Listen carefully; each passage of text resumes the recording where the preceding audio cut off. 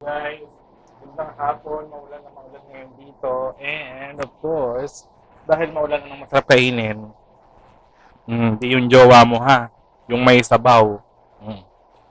Ayan o, ramen. Tapos partneran mo ng pang breakfast na toasted, ano to, tasty. Harap, banana, ganyan. Maka diet. Diet ba to, may ramen. Tapos tea. Mm. Hindi tea ng jowa mo, tea um, as in tea, ayan. Pinalagay sa milk tea. Lipton tea. Malakas ang ulan. Pero usually naman yung ulan dito, ganyan lang eh. Uulan lang ng malakas, parang nagdidilig. Tapos, wala na din. After nyan, mga 1 hour lang to.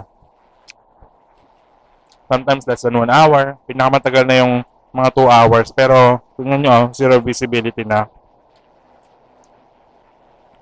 Pero mamaya yan, maaraw na ulit. Actually, maganda yung napwestuhan ko, look. Mo, kahit malakas na yung ulan, hindi pa rin ako nababasa dito. Unlike itong mga nasa kabilang side. Talagang basaan na yan siya. Ayan o. Medyo naka-hide tayo dito.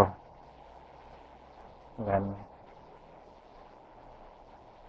Zero visibility sa area na yun, no? Pero sa side na yan, mamaya maaraw na. Ganito talaga yung weather dito sa Kuala Lumpur. Yan.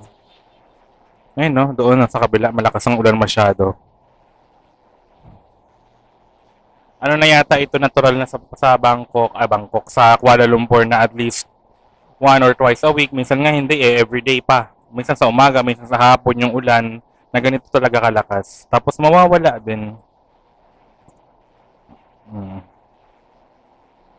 Yun lang, wala naman silang bagyo dito.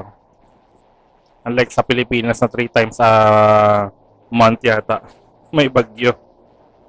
Wala na yung mga nag-swimming sa baba. Tingnan nyo guys, oh. So balik na tayo sa kinakain ko at baka mawala na yung init niya. Lalamig na siya.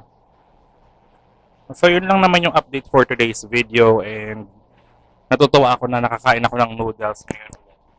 Matagal na akong kinakain ng noodles eh. Masarap to guys sa Don Donki. Hindi ko talaga nilagay lahat ng spicy kasi ayoko na masyadong maanghang. Gusto ko yung may lang, konting kagat lang sa dila. Ang sarap guys. Kung bibili kayo, bili nyo yung Ichiban Ramen. Yung may red, white, blue ba yun? Sa Don Donki or sa Japanese store or kahit supermarket meron. Ayun lang naman. So, bye-bye muna.